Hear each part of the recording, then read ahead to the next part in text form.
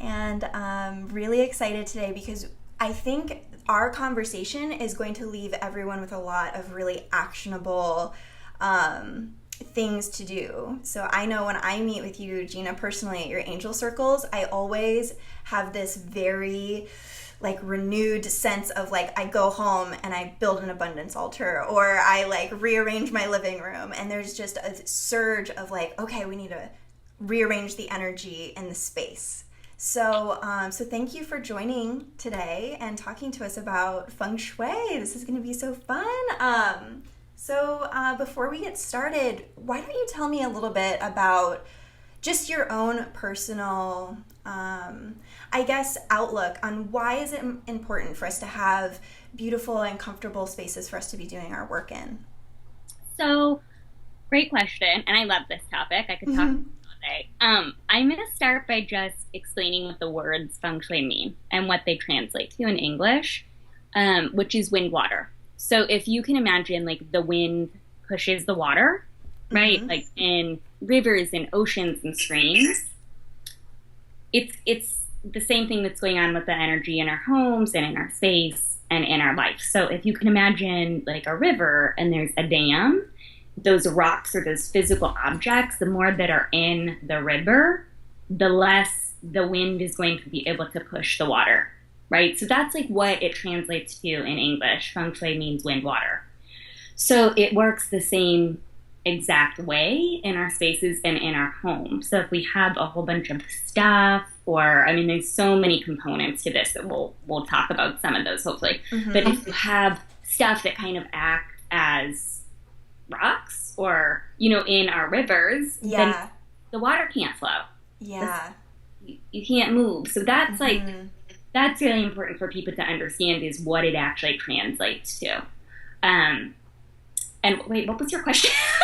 Well, I always get the sense what I love about when we meet together. So Gina's in St. Louis. We're both in St. Louis, and I go to Gina's angel circles in person at least once a month. It's a non-negotiable for me to fit that into my life. And I always leave feeling like I've been given a big permission slip to enjoy, and I don't want to say the word indulge, but just to make my space really beautiful. And it's just a really refreshing, outlook that you have, that you bring, where it's no, you're doing big work. You're make your space beautiful, make it reflect the kind of energy that you want to be putting out into the world. So I guess my question was more I think I just wanted to get to that same kind of you just do such a beautiful job of encouraging not just myself but all the women who come to your angel circles no, you deserve that, have that, do it, go. And it's always really refreshing. That's right. It was the why, kind of the why behind the beautiful space and why. Yeah. So, why is really because if we have all of these objects and these things that act as these rocks in our rivers, we don't flow properly. So I always say that a beautiful environment supports a beautiful life. Period. Yes. Yeah. So if you think about in meditation, when you go to your favorite spot, you're not going to go to a cluttered beach. Right. You know what I mean? You're not going to go to a beach full of litter or a forest full of gunk. You're going to go to a really beautiful space because that's where spirit knows that we can maximize the ability to thrive, where we can maximize our potential to have very clean and clear energy. Okay. Yeah. Yeah. Okay. So I'm looking at that a little differently now, where it's just about maximizing what you're already bringing to. Okay. That's beautiful. Space. Yeah. For all good and beauty to come in and come through you, you're a vessel. So just like you have to take care of your vessel so whatever can come through you, we have to take care of our space. And I get a lot of messages in my space. A lot. I always tell my clients that are Feng Shui clients, treat your house like it's an actionable living vision board. You should be your vision board. And then we use the Bagua map, which we'll probably get to, to kind of help determine what falls where. But I'm always getting messages through my home. Yeah. So let's talk about the particular kind of feng shui that you use, because you have a really interesting modality that you have really it seems very signature to you, where you're not only using the very ancient principles of Feng Shui, but you tap into the angel realms, and they communicate with you as well. So it seems like a very individualized and customized experience that comes through you, and a teaching that comes through you. So can you tell us a little bit about your particular modality when it comes to Feng Shui? Absolutely. And I always pay homage where credit is due. So it's very, I learned from Professor Lin Yun's student Edgar Sung in San Francisco at the BTB School of Feng Shui. So I'm so thankful for that work that I did with him, and I would never discredit that. That's definitely where my work started. In this classroom of 10 people that we were with him every Saturday, and he was the most blunt and just this is how it was person. Yeah. Very traditional, but as with everything, we're evolving, and that needed to evolve within me, and I couldn't really deny that. And that was a struggle for me because traditional BTB Feng Shui, which is what the form that I practice. So there's compass Feng Shui, there's 5-star, there's all kinds of different types. I practice BTB, which means that I use the Bagua map. So I don't care which way your bed or door faces. I use a map, which is, divided into 9 sectors. It looks like a tic-tac-toe grid. So that's what I use. But there was still rules around that. So for example, if I wanted to nurture my relationship area or my relationship sector of my home, it was pink is for love and red is for romance or passion, and you have to stay away from this. But it's well, wait a minute, what if I don't resonate with that? Right. What if that doesn't work for me? That it just, and that's really where, even though I never admitted that I was working with the angelic realm or working with angels, that's where that really helped for me to be able to say, you know what, this process ultimately is all about intention. So I can't do and I need to follow my higher guidance, and I need to follow my purpose with this and start shifting and changing the way that the medicine and the art is supposed to work. So I just allowed for that to really happen, and I started to play.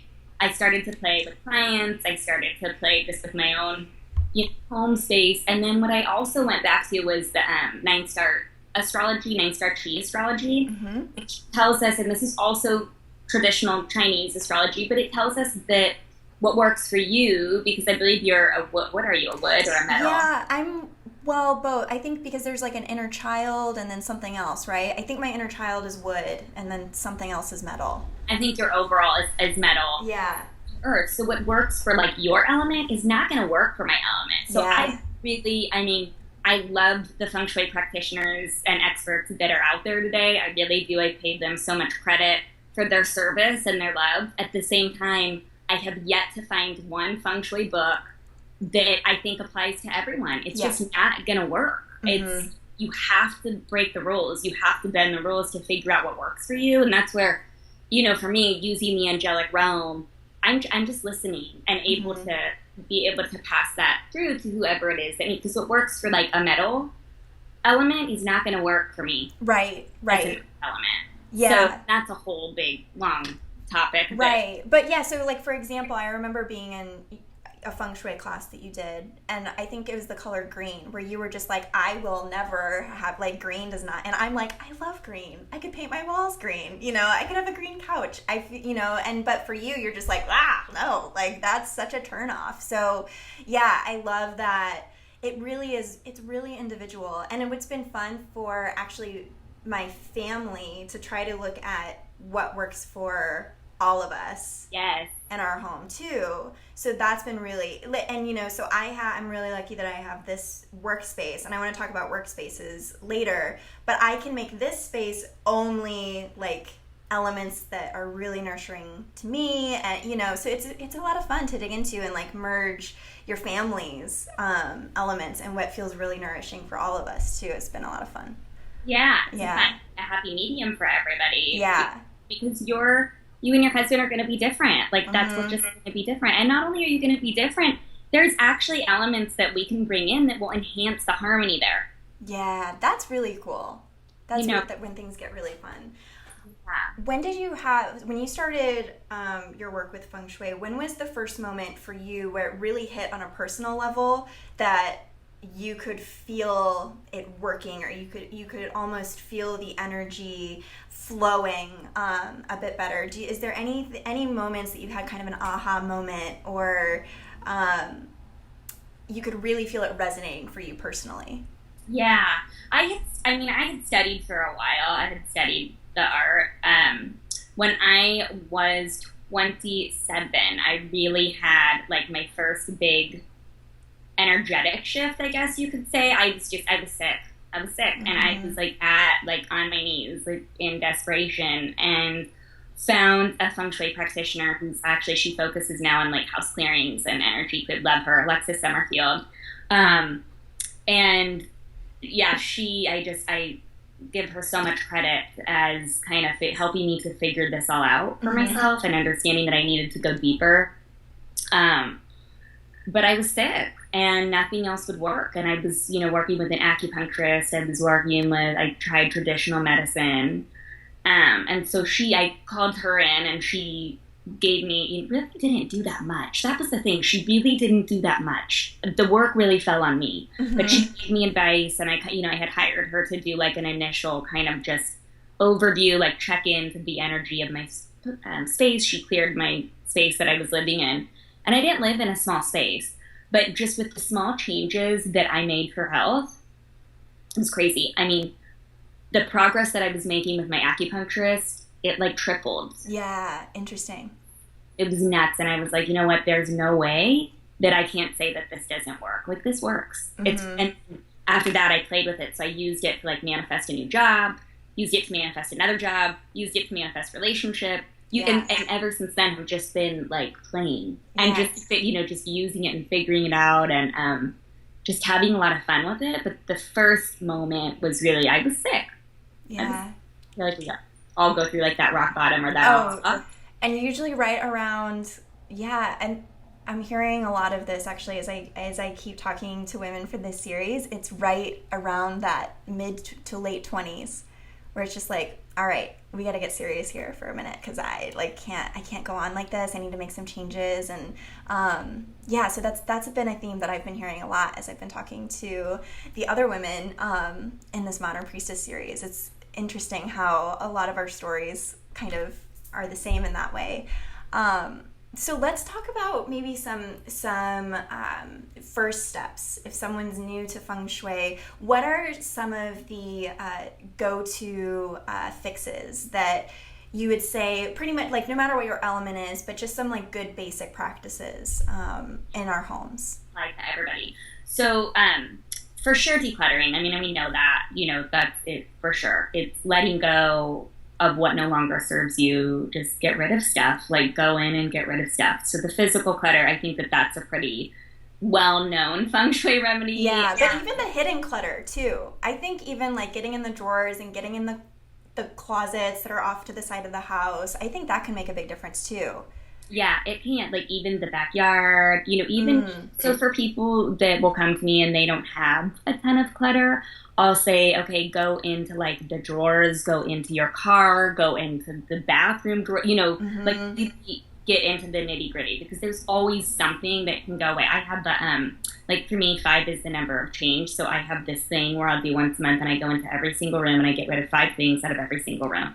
And it's just what I do. I usually do it at new moon to set intention, which is another thing. You can use the moon cycles if that's something that you're not doing already. I actually wrote, I think I shared that with you. I wrote a blog that on occasion people will find. It's on my former website. I'll post that and the, how do you pronounce it? Bagua map? Yeah, so I'll post both of those links back to your site by this video so people can check both of those out. The Manifesting with the Moon, I just started it, when was it? Last full moon? And I've been following it. It's been really a lot of intention setting, which is so powerful. So yeah, I would really recommend people check out that article. It's beautiful. Yeah, because it helps you to kind of like move with the shift. And like I said, that's on my old website, but it's still that, it's still great content. Yeah. And that was just that was Archangel Haniel that I just sat with it and it delivered. So that was not not take credit for that. But it's a beautiful process. So that's a really good place to start. Just cleaning in general. So getting to things like floorboards, things of that, just that we don't normally do, but cleaning yourself. It's great to have somebody to come in and do it for you, but this is a process of intention. Mm-hmm. As you're cleaning, you have to go through it with intention. It's not just about, like, if making the shift and changing furniture and doing that is frustrating to you, stop. Because if it doesn't feel good, it's not going to be good. It's a process of intention. So you have to do this, it's love. You have to do it with love. Do it with love. The other thing is to look out for sharp corners. So, which create shachi or sharp energy. So looking, like behind you, you have this bookcase that's like on a diagonal, which is really good. How it's catty cornered, but then there's, where does that corner go? Is it pointing to where you're sitting? It doesn't actually look like it. I can't tell. But you wouldn't want sharp corners. That's creating energy, right? Mm-hmm. Like, again, imagine like a sharp thing in a river. Like that water is going to be pushing to you. Yeah. So, okay. So pay attention to that. So like where you're sleeping, where you're sitting, the door entryways, and there's lots of ways that you can remedy those things, but just pay attention to those. Mm-hmm. And then I just always just walk around your house, and if you don't love it, change it. So if there's artwork that's old or outdated, or there's things that don't resonate with you anymore, take it off the walls. So that's a big thing for my husband and I, because he has so much artwork that was here before I was here, and that's really difficult because I don't love it all. But he loves it all. So we have to find this common ground where it's like, okay, we'll keep some of it that he absolutely loves. Yeah. That really resonated with me the first time you shared that with me, which is, it's so simple. But there, for example, we had a painting, a really old antique painting. It's very interesting, but it's of a really intense storm and all these boats that are just being whipped around on the ocean, hanging up in our house, and I was like, that doesn't feel good. I don't want that energy here. I want to feel very calm. I don't want to feel like I'm on an intense ocean, all this. So, it had to come down. And it's a very, it has a beautiful element to it, but it's that's not the kind of energy I want in here. And so it had to go to a different room. Yeah. And then, there's a rule in Feng Shui that we call the first sight rule. And it's all about when you walk into your home, or I even say when you walk into the room, what's the first thing you see? We are what we see, because that creates a feeling in us, which goes to the I am presence. And, yes. Gosh, that's a whole nother thing. But it triggers something in us. So it's really paying attention to when you, especially with the front door, when you walk in your front door, what are you looking at? Because that really matters. And if you're looking at this thrashing ship that's crazy, how is that, what is that bringing into the rest of your life? How does it make you feel is the really important thing, because your feeling is really, that's your manifesto tool, right? And bed positioning, you always want to make sure to have, you don't want any major furniture in line with the doorways, so that's always good to know, that's something everybody could do. Stove, that's your prosperity. That's something everybody can do. Keep it clean. There's no reason, no excuse to have an icky stove. Just keep it clean. It's not, that's your abundance. Yeah.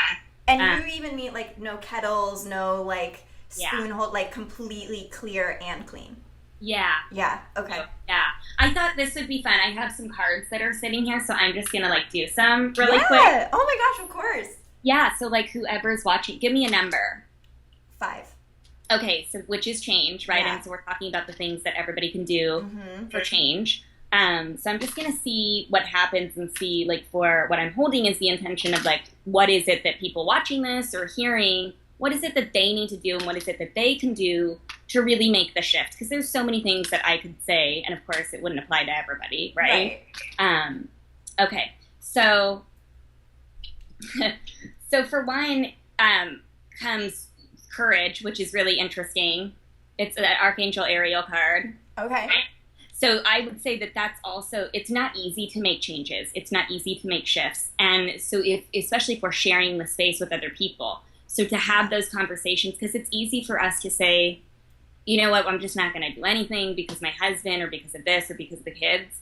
So actually, no, that's an excuse, and that doesn't work, right? Yeah. So this is a message for people that are even watching, and you maybe even want to so start small if that works. Start very small and just start making minor changes.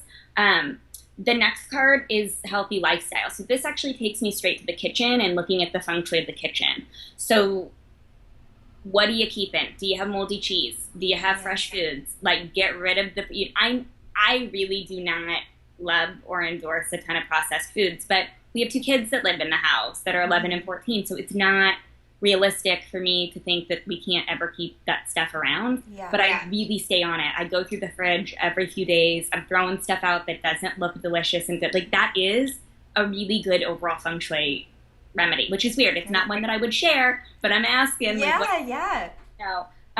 And then it's a life review is the next card that I get. And that's Archangel Jeremiah energy, which I felt earlier today before we even got on the call. I kind of saw him hanging around, and I was like, that's interesting, because again, that's somebody not an archangel that'll typically come through for me. But going into like get into like finances. That's what I'm getting for this one. Like, go into like spreadsheets, start cleaning things up for taxes. You don't have to wait till tax season. So especially if a lot of people watching are business owners or women entrepreneurs, and go in and start organizing everything that you've done up until this point and keep on it. Like, I have an expense sheet, and I stay on it. That's a part of feng shui. That's a part of wind, water, energy, right? So it's taking ownership. So really getting in and just reviewing everything that I've done. That is a big part of this art and a part of this process. So I would say those are for people watching 3 things. So pay attention to your kitchen, pay attention to what's going in your body and what's hanging out. Even displaying fresh fruit in the kitchen will help. That's a wonderful remedy. Having the courage to actually take the action step and make the first step, and then going through and reviewing what is it that I've done this year so far. That's a big thing for women business owners. Big thing, because we can get really lost in paperwork and receipts, and it's like I have a whole filing cabinet that it's like, it comes out of my wallet, I put it on my spreadsheet, it goes into the to-do. Like, come up with a process for yourself. That's some good feng shui. Did you see that? It just got lighter. Yeah, I did. Yeah. I think that's really important, and I do, so feng shuiing the process and like our laptops and how our business is functioning and how we're moving the energy, especially around finances, and really respecting what's coming in or what we're investing in. So that's really great advice. That isn't something that I would have expected to come up in this conversation, but I'm really happy that it did. Yeah. That's why working with the angelic realm and invoking the angelic realm and allowing them to have a voice in this process, like, they want to help. Archangel Jophiel is the archangel of feng shui, so I need to give her a shout out here too. But if we're always like inviting her and welcoming her in, and you can't go wrong with it. Right. Like, you can't go wrong with letting them kind of guide the process. Yeah, and something that you are always saying is that there's really there's no wrong way to do it. It is so much about intention. So we've talked a bit about intention, but that was something else I really wanted to, even if, I think I'll speak for me personally and a few other people, that when you start to tackle some feng shui elements in your home, I think people get really in their head about worried, am I doing it right or wrong? And it can be very black and white, but you always encourage that there's no wrong way to do it. It's about the intention that you're setting. So if there is kind of a problem area, which I think we all probably have, like in our homes, something that needs a little remedy here or there, that won't be changed unless you want to, remove a wall or something. Can you speak more about if there's areas that, that don't feel good, but there's not much we can do about changing it? How can we put some intention into those spaces? Yeah, and there are some big, I don't want to dummy down like the traditional way of, because there's some big things, like a pool in the backyard, like the positioning of that. Like, there's some big things in traditional feng shui that it's not bad, it's not good, that they need to be remedied, or they need to be, remedied, that we're just questioned by. So I don't want to say that everything's good and that everything, but there's nothing that's bad either. Like, I just don't like to look at it that way. Generally speaking, the only wrong way to do anything is if you're angry, or if you're mad, or if you're frustrated, or if you're in this mode of this is not something that I really want to do, or I like need to just, like if it's like this process of like, I have to do this to push forward, or which you'll feel, right? If it doesn't feel good, it's not good. So I really encourage people, like, don't do it unless you're really like, I, love to have a cup of tea and light a candle and turn on some music, and I have my dog always, and it's like, I like to make it a really loving process, because if it's loving intention, that's how it's going to unfold. So that's the one thing that I will say, like, if it's not good, if you're not in that like feel good space, don't start. Like, don't start this sort of process. Just wait until you can talk yourself up to feel a lot better about it. But if, and it's the same thing. If it doesn't feel good, it's not good. So I really think when we push some of the rules, like, for example, that red means romance. Well, no, it doesn't for everybody. Like, for some people, red might mean career or something else, and who am I to say that? Like, we're evolving, right? So we all come up with our own spirit vocabulary. We're evolving, and this is like, I teach a cards class, and the first like 10 minutes of that class, that's what we're doing, is coming up with our spirit vocabulary. Well, no two answers are the same. You know what I mean? Like, what you think is going to be for relationships or for career is going to be a completely different symbol for what I get. I have never seen two answers of the same. Sure. So we really have to honor that piece of it. So it's like bend the rules, because that's where the miracles really unfold. So I always encourage people that there's not a right way or wrong way to do this, which is why one of the major reasons that I just can't like endorse any Feng Shui book, because books say this is the way to do it. And I can't. It's just, it doesn't work for me. Yeah. We have to be leading edge here. We have to be creating and playing. And that's the only way that we really know if it works or doesn't work, is if we break the rules and find out. Yeah. It's all because about our intention. It's our intention. Our intention is more than anything. Tell us. There's a little bit of feedback. Oh, I think it went away. Anything that we can do, because I do think a lot of mostly women who are tuning in to this series are, they're discovering their own healing modalities and the gifts that they have. And I always encourage women to have an altar or a space where you can do that creative work, or you can, and maybe you're lucky enough to have your own office. So is there anything that we can bring in, any elements that we can bring in when we kind of go inward to do our work in the world and be in our service? Is there any Feng Shui elements that you really like for a more of a working space? I'm gonna say, I really encourage people to find out their element, their overall element. So that is important, because like I could say I love to work with like a candle, and that really feeds me, and the fire feeds me. But if that was overcoming for my element, that's not going to feed me. You know what I mean? But yeah. So for example, for me, like more of a little water fountain or something, that would be much more nourishing for me. Okay, so that's great. You're metal, and you think of like fire puts out metal, right? So there's not like, as a general rule of thumb, to say, everybody should have this crystal, or everybody should have, that's actually not, I'm like, I can't buy into it. Because, right, like, crystals work for me, but they may not necessarily work for you like they work for me, because they're, right? So that's all going to be different. But I also really, like, we don't need anything. Right? We don't need anything. So finding something that feels really good to you and placing the intent into it, with some sort of affirmation. I have a mantra that I always use, something like that works for you. But we don't ever want to like rely on this, like, oh, I need this crystal or, right? The clearer the better. The clearer the better, really. But so I would encourage people to find out, and I wrote an article about the 5 elements and how they work, and you can kind of figure out, like, if you're, by that article, well, if you're fire, then the things you're going to want to use and not want to use, you can kind of figure it out just by that article. So if people are interested in it, I would definitely suggest to start there, to figure out what does work for them and what feeds them. More importantly, how you set up your environment. That's really... you definitely want to, like, I don't know if the door behind you, is that the entrance to the office? No, so my entrance is right here. So okay. I'm facing the entrance, and this is, like, actually back to our attic. So it's not a functioning door, usually. Yeah. That's good that you have, at least it's not the main entrance, but like you never Yeah. would want your back to the door, especially the main door. Mm-hmm. You kind of want to be like the best positioning. So if your door is, say, on the left side of your space, then you would want to be catty corner on the back right Yeah, side. facing that. Yeah. Okay. So out of the way of the door. That's really helpful.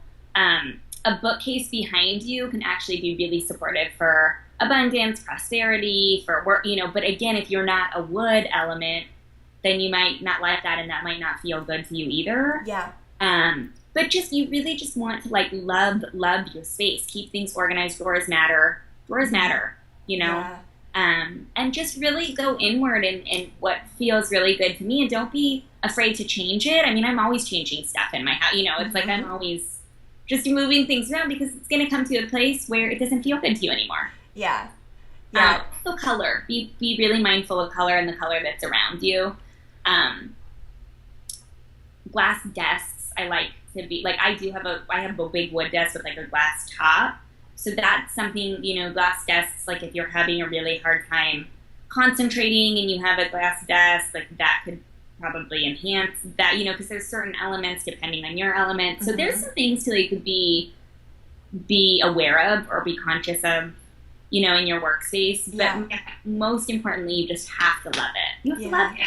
Yeah. I love that you brought up the non-attachment to particular things. And this was something that I really learned this year. I have this lapis pendant that I started to become very attached to it in a way where I thought, as I was really discovering and deepening my spiritual gifts, I was really like, oh, where's my pendant?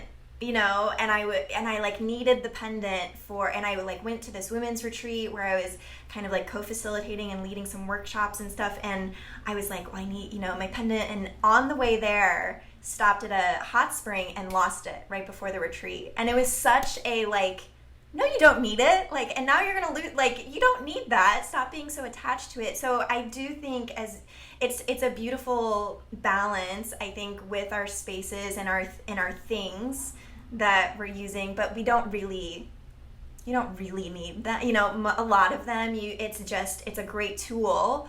But yeah, it's not necessary to do the work. It's necessary. No, yeah. All that's necessary is your vessel, right?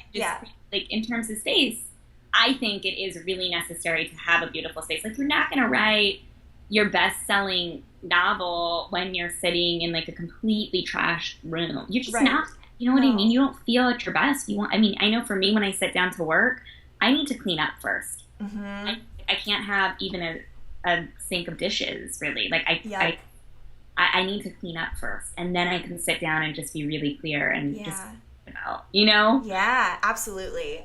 Well, how can, because you do Feng Shui consulting virtually, so anybody watching this can get in touch with you and you guys can send photos, and I know that you work that way. So how, if a listener wants to go a bit deeper with you on this, how do we do that? So my website's GinaNicole.net, so they can go there.